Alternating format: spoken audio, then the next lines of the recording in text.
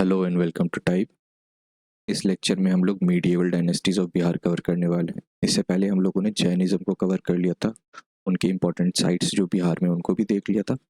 तो medieval dynasty जो है हमारे यहाँ हम मानते हैं 750 एडी से स्टार्ट हुआ था और 1526 तक चला था। तो 750 एडी क्यों मानते हैं हम? देखो, एक्चुअली हुआ क्या था ना, इंडिया में जब हर्षवर्धन रूल करते थे वो पुष्यभूति डायनेस्टी को बिलोंग करते थे। उनका रूल 647 में ख़त्म हो चुका था।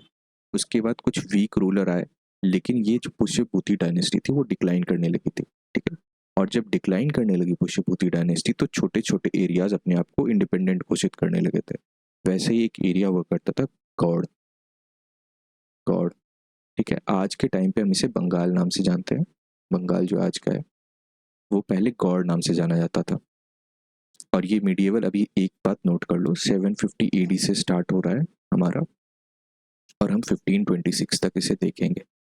ठीक है, 1526 एडी तक। तो ये गौड़ जो एरिया है ये बंगाल का, यहाँ पे कुछ अजीबोगरीब घटनाएं होती थी, जैसे भूत प्रेत। ये सिर्फ एक कहानी नाम से आप समझो, कहानी पॉइंट ऑफ व्यू से, क्योंकि ये आमतौर पे लोग डिस्कस करते हैं सब। तो कहा जाता है कि भूत प्रेत और ऐसी आत्मा वगैरह का कुछ ना कुछ अनोमली होती रहती थी, कुछ घटनाएं होती थी। लोग बहुत परेशान हो गए थे, लोग डर में रहते थे। तो एक आदमी हुआ करते थे जिनका नाम था गोपाल। ठीक है, गोपाल क्या, गोपाल का काम ये हुआ कि गोपाल ने इन सारे चीज़ों को बहुत अच्छे से टैकल किया और इन्होंने बहुत हद तक कंट्रोल कर लिया था इस सब चीज़ को, तंत्र मंत्र और साधना वगैरह से। और इन्होंने ऐसा माना जाता है कि आत्मा भूत प्रेत को डिफीट भी किया। तो इनकी हवा बन गई बहुत अच्छी, यानी कि इन्हें बहुत लोग अच्छा मानने लगे, स्ट्रांग मानने लगे और इनका डोमिनेंस होने लगा था। तो वो जो कबीले हुआ करते थे, वहाँ के कबीले के सरदार, बहुत सारे सरदार मिल करके इनको इलेक्ट करते हैं, elected by chief, chieftains of God. ये गॉड के जितने भी चीफ हुआ करते थे उन्होंने इनको इलेक्ट किया और बोला कि आज से तुम हमारे राजा हो। तो इनका शासन तब से शुरू होता है, यानी कि 750 एडी से शुरू होता है और ये चलता है 770 एडी तक। ठीक है, तो ये जिस डायनेस्टी का एस्टैब्लिशमेंट करते हैं वो है पाल डायनेस्टी। तो अभी हम इस लेक्चर से पाल डायनेस्टी को कवर करने वाले हैं। ठीक है, पाल डायनेस्टी। तो पाल डायनेस्टी के सबसे पहले रूलर जो थे उनको देख लेते हैं। अभी हमने देखा, हमने बात की गोपाल, ये फर्स्ट रूलर थे, फाउंडर माना जाता है इनको। और याद रखना, इन्हें इलेक्ट किया गया था। ठीक है, इन्होंने किसी को हराया नहीं था, बल्कि इन्हें इलेक्ट किया गया था। और इलेक्ट भी इसीलिए किया गया था क्योंकि इन्होंने बहुत सारी अजीबोगरीब घटनाएं हो रही थी उस एरियाज में, तो उन पे कंट्रोल किया था इन्होंने। इनका शासन कब से कब तक था? 750 से लेके 770 ईडी तक, ये भी देखा अभी हमने। ठीक है, और ये इंपॉर्टेंट है, ये याद रखना कि जब इनका फाउंड, जब इस डायनेस्टी की एस्टैब्लिशमेंट की गई थी तो वो 750 ईडी में हुआ था। ठीक है, फिर एक इम्पॉर्टेंट पॉइंट है कि इन्होंने स्थापना कराई थी एक महाविहार की, बुद्धिस्ट के लिए एक इम्पॉर्टेंट साइट फॉर लर्निंग हुआ करता था, ओदंतपुरी, ओदंतपुरी महाविहार। ठीक है, हमने पढ़ा है इसे पहले। ये कहाँ पे है? बिहार शरीफ में। और यहाँ पे भी तांत्रिक तांत्रिक तांत्रिक ब्रांच जो है बुद्धिज्म का, क्या बोलते हैं उसको हम? वज्रयान। वज्रयान को प्रमोट किया जाता था, वज्रयान। ठीक है, फिर हम देखेंगे इनके बेटे, इनके जो बेटे थे वो इनके सक्सेसर थे। उनका नाम था धर्मपाल, धर्मपाल। और ये सेकेंड रूलर थे। इनका शासन शुरू होता है 770 एडी से और ये चलता है 810 एडी तक। ठीक है, अब इनके कुछ कंट्रीब्यूशन देख लेते हैं। सबसे पहला कंट्रीब्यूशन ये है कि इन्होंने कन्नौज पे एक बार शासन किया था, यानी कि कन्नौज एक पार्ट है, आप जान रहे हो। ये देखो, सेंट्रल इंडिया, यहाँ पे कन्नौज पड़ता है। जैसे मान लो इंडिया का मैप पे पहले तो इनका शासन यहाँ पे था, बंगाल और बिहार वाले एरिया में, और कन्नौज बीच में कहीं हुआ करता था। तो जब ट्राई पार्टी स्ट्रगल चल रहा था, ट्राई पार्टाइट स्ट्रगल जो है वो तीन डायनेस्टीज के बीच में था। पहला था, हाँ, पहला था राष्ट्रकूट, सेकंड था प्रतिहार गुर्जर और थर्ड था पाल डायनेस्टी। इन तीनों डायनेस्टी ने कन्नौज पे एक एक बार शासन किया था। ठीक है, तो पाल में जब इन्होंने शासन किया उस समय राजा कौन थे, तो वो थे धर्मपाल। ठीक है, ही रूल्ड कन्नौज। एक इंपॉर्टेंट साइट हुआ करता था कन्नौज, क्या थी इसकी इंपॉर्टेंस, पुष्यभूति डायनेस्टी यानी कि हर्षवर्धन के टाइम पे ये कैपिटल था कन्नौज, इसलिए ये इंपॉर्टेंट हो जाता है। ठीक है, हमने देखा कि धर्मपाल के टाइम पे कन्नौज पे शासन किया था पाल डायनेस्टी ने। और कुछ इंपॉर्टेंट पॉइंट्स और है, जैसे कि जो विक्रमशिला है हमारा, विक्रमशिला महाविहार यानी कि बिहार विक्रमशिला यूनिवर्सिटी या विक्रमशिला महाविहार, तो ये कहाँ पे है, ये भागलपुर में। इसको स्टैब्लिश कराया था किसने, धर्मपाल ने। ठीक है, एक सोमपुरा महाविहार है, सोमपुरा महाविहार, ये कहाँ पे है, ये है बांग्लादेश में। ठीक है, तो ये इन्होंने इसे भी स्टैब्लिश कराया था। ठीक है, इन दोनों जगहों पे वज्रयान वज्रयान पढ़ाया जाता था। ठीक है, वज्रयान हमने पढ़ा है कि ये एक तांत्रिक ब्रांच ऑफ बुद्धिज्म है, तो इसे यहाँ पे पढ़ाया जाता था वज्रयान को। लेकिन आपको ये याद रखना है कि इन्होंने पेट्रोनाइज किया था महायान को भी। पेट्रोनाइज का मतलब है सपोर्ट करना फाइनेंशियली, अलग अलग तरीके से प्रोपोगेट करवाना, तो इन्होंने पेट्रोनाइज्ड महायान। तो जब इन्होंने कन्नौज पे शासन अपना कायम किया था, उस टाइम इनको एक टाइटल भी दिया गया था जिसका नाम था उत्तर पथ स्वामी। उत्तर पथ स्वामी। ठीक है, उत्तर पथ मतलब क्या है, नॉर्थ वाले रीजन में इनका शासन हुआ करता था, इसलिए उत्तर पथ स्वामी। ठीक है, अब हम नेक्स्ट रूलर देखने वाले हैं जिनका नाम है देवपाल।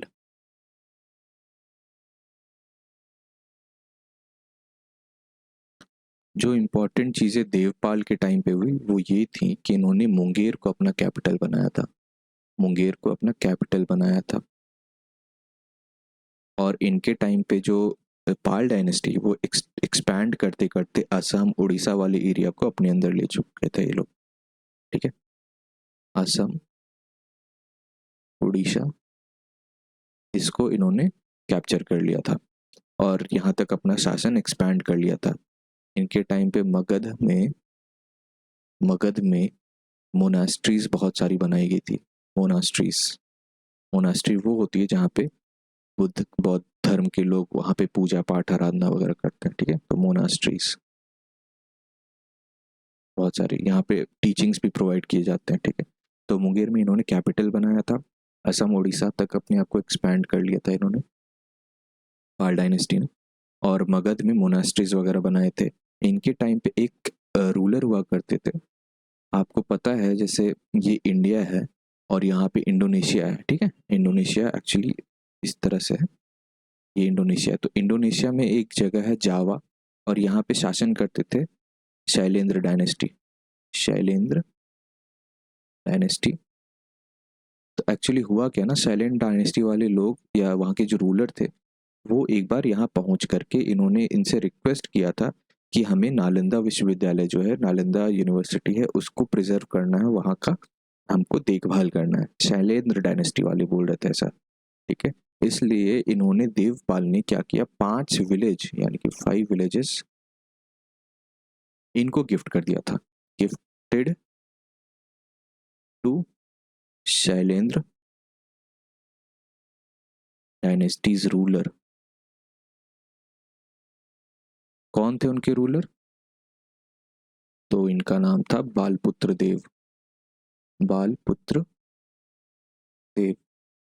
तो 5 विलेज डोनेट करने का मतलब क्या था, 5 विलेज गिफ्ट कर देने का मतलब क्या था, जो 5 विलेज हैं, 5 गांव है, वहां से जो भी टैक्स जो भी रेवेन्यू जनरेट होता उसको नालंदा के अपकीप के लिए स्पेंड किया जाता है, यानी कि वहाँ के रख रखाव के लिए या फिर वहाँ का जो भी एडमिनिस्ट्रेशन है उसको संभालने के लिए जो पैसे की ज़रूरत होती है वो इन 5 गाँव से ये लोग अरेंज करते हैं, ठीक है। फॉर, ये क्यों हुआ था ये भी नोट कर लो, फॉर अपकीप ऑफ नालंदा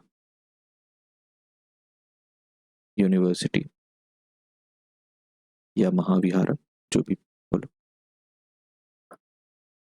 इनका शासन जो है ना, हमने देखा अभी कि धर्मपाल 810 एडी तक रूल करते हैं, तो देवपाल 810 में किंग बनते हैं और इनका शासन चलता है 850 एडी तक, ठीक है। तो उसके बाद देवपाल के बाद जो भी रूलर्स बने पाल डायनेस्टी के वो उतने स्ट्रांग नहीं थे, वो वीक रूलर्स थे, ठीक है। तो ये एक स्टेट ऑफ डिक्लाइन में चला गया था पाल डायनेस्टी। तो जो इम्पोर्टेंट रूलर जिन्होंने आकर के वापस से इसको रिवाइव किया था उनको भी देख लेते हैं। यानी कि जब ये बिल्कुल भी ड्विंडल करने लगा था, यानी कि बहुत ही वीक पड़ गया था ये, तब एक रूलर आए जिनका नाम था महिपाल, महिपाल फर्स्ट। और ये आते हैं 988 से लेकर के 1038 एडी तक इनका रूल रहता है, ठीक है। तो महिपाल 988 में किंग बने, और इसका मतलब ये है कि 850 से लेकर के 988 तक जो भी रूलर थे वो बहुत वीक थे, और इनके टाइम पे इनका जो क्षेत्र था, हमने देखा कि कैसे देवपाल ने अपना रूल को एक्सपैंड करते करते असम और उड़ीसा तक पहुंचा दिया था। लेकिन उसके बाद जब वीक रूलर आए तो ये रीजन अपने आप को इंडिपेंडेंट घोषित करने लगे। तो जब इंडिपेंडेंट घोषित करने लगे तो इनका एम्पायर श्रिंक होने लगा था पाल डायनेस्टी का। फिर एक इम्पॉर्टेंट रूलर आते हैं महिपाल, जो 988 में किंग बनते हैं और उनका रूल 1038 एडी तक चलता है। तो इन्होंने क्या किया, अपने डायनेस्टी को या अपने रूल को रिवाइव किया था, ठीक है। रिवाइव्ड द डायनेस्टी, और इन्होंने रीगेन किया north north of Bihar Bengal, ये सब एरिया को इन्होंने वापस से रीगेन किया, ठीक है। और इन्होंने अपने टाइम पे टैंक्स बनवाए थे। टैंक्स मतलब पानी स्टोर करने के लिए टैंक्स होते थे जो एग्रीकल्चर इरिगेशन वगैरह में काम आते थे। Tanks and towns were established. तो ये कौन थे, ये थे महिपाल वन। अब तक हमने जितने भी पाल डायनेस्टीज को पाल डायनेस्टी के रूलर हैं उनको कवर कर लिया। वो देखने वाले जैसे पहले हैं गोपाल, फाउंडर थे, 750 से 770 तक इनका रूल था। उदंतपुरी महाविहार, ये इम्पोर्टेंट है, कहाँ पे है, बिहार शरीफ में। फिर हमने देखा धर्मपाल, जो सबसे इम्पोर्टेंट मोस्ट इम्पोर्टेंट रूलर थे, और इनको एक टाइटल भी दिया गया था उत्तर पथ स्वामी, ठीक है। इनका रूल 770 एडी से 810 एडी तक चलता है। जो दो इम्पोर्टेंट यूनिवर्सिटी या महाविहार इनके टाइम पे थे, इन्होंने एस्टेब्लिश कराया था, वो थे विक्रमशिला पहला और सोमपुरा। सोमपुरा कहाँ पे है, अभी आज के बांग्लादेश में। विक्रमशिला कहाँ पे है, तो ये भागलपुर में है, ठीक है। और इनको भी मेंटेन करने के लिए एक ऐसा मैकेनिज्म डेवलप किया गया था कि गांव जो रहते थे आसपास के, जैसे 5 गांव 10 गांव ऐसे करके, इनको बोला जाता था कि आप जो भी रेवेन्यू दे रहे हो उसको हम इनके, ये मतलब महाविहार यूनिवर्सिटी, इनके मेंटेनेंस पे, यहाँ के स्टूडेंट हैं, यहाँ के टीचर्स हैं, उनके फीस के लिए हम उससे टैक्स से ही अपना काम करेंगे, ठीक है। इन्होंने महायान को प्रोपोगेट कराया था, पेट्रोनाइज कराया था। फिर थर्ड इम्पोर्टेंट रूलर जो है वो है देवपाल, ठीक है। देवपाल सीरीज में तीसरे हैं, और इनके टाइम पे एक्सपेंशन किया गया था, असम उड़ीसा तक चला गया था इनका राज्य शासन, ठीक है। और उसके बाद इनके टाइम पे मुंगेर को कैपिटल बनाया गया था, मगध में कुछ मोनास्ट्रीज बनाई गई थी। फिर शैलेंद्र डायनेस्टी, जो इंडोनेशिया यानी कि जावा के एक डायनेस्टी जो रूल कर रही थी वहाँ पे, शैलेंद्र डायनेस्टी, उनके जो रूलर थे बालपुत्र देव, उनको 5 गांव गिफ्ट में भेंट किया गया था। क्यों, क्योंकि उन्होंने रिक्वेस्ट किया था कि हम चाहते हैं कि नालंदा उसको हम उसका मेंटेनेंस करें। किसका प्रपोजल था ये, शैलेंद्र डायनेस्टी के रूलर का, बालपुत्र देव का। तो 5 विलेज देवपाल ने गिफ्ट कर दिया कि चलो आप इसका देखभाल करो, मैं आपको 5 गांव गिफ्ट करता हूँ, ठीक है। फिर हमने देखा चौथे जो इम्पोर्टेंट है, क्योंकि 850 के बाद इन स्टेट ऑफ डिक्लाइन चला गया था पाल डायनेस्टी, उतने स्ट्रॉन्ग रूलर नहीं आ रहे थे। तो छोटे छोटे रूलर्स यानी कि छोटे छोटे किंगडम अपने आप से इमर्ज होने लगे, यानी कि इनका जो क्षेत्र है वो सिकुड़ने लगा था पाल डायनेस्टी का। फिर इम्पोर्टेंट रूलर आते हैं महिपाल। उन्होंने पूरे डायनेस्टी को रिवाइव कराया, नॉर्थ बंगाल में फिर से अपना शासन लागू किया, और इनके टाइम पे कुछ टैंक टाउन्स ये सब एस्टेब्लिश किए गए थे। ठीक है, तो ये इम्पोर्टेंट है महिपाल वन। इनके बाद आते हैं 5वें नंबर पे, हम देख रहे हैं ये 5वें सीरियली 5वें नंबर के किंग नहीं है, ठीक है ना, क्योंकि 850 के बाद हमने कुछ रूलर्स को एक्सक्लूड कर दिया जो इम्पोर्टेंट नहीं। तो 5वें रूलर जो अभी हम देखने वाले हैं इस क्लास में वो है रामपाल। रामपाल, ठीक है। तो इनके टाइम पे इन्होंने फिर से विस्तार किया अपने एम्पायर का, एक्सपैंडेड। पहले तो ये देख लेते हैं इनका रूल कब से कब तक था।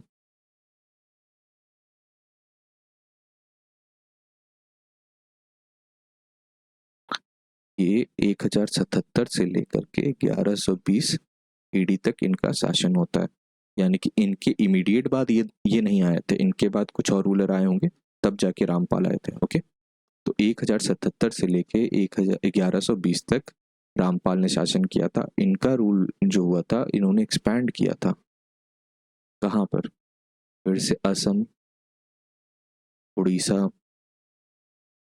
ठीक है, बिहार, इन सब एरियाज को इन्होंने फिर से एक्सपैंड करके अपने कंट्रोल के अंदर ले आया था। ठीक है, और ये लास्ट स्ट्रॉन्ग रूलर माने जाते हैं कि इनसे इनके बाद जितने भी रूलर आए फिर वीक आए और कभी ये डायनेस्टी फिर से रिवाइव नहीं कर पाई। He was the last strong ruler of Pala dynasty. ठीक है, तो हमने अभी तक 5 रूलर्स पाल डायनेस्टी के कवर कर लिए। फिर जो लास्ट अंतिम रूलर थे उनका नाम था मदन पाल, जो 1150 के आसपास रूलर बने थे और उसके बाद डिक्लाइन कर गया था। ठीक है, मदन पाल, मदन पाल, तो ये क्या थे, ये बिल्कुल लास्ट रूलर थे।